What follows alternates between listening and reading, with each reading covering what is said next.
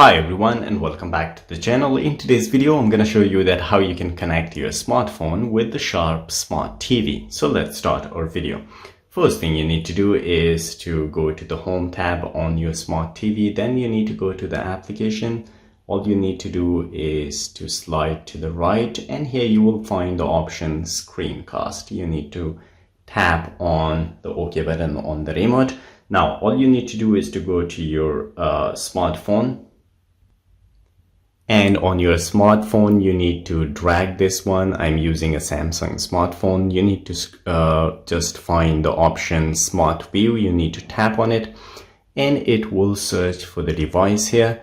So once they search for the device, as you can see, it find it. I will just tap on it and then start now. So you will find that it is connecting, as you can see, when it will be connected, like right now.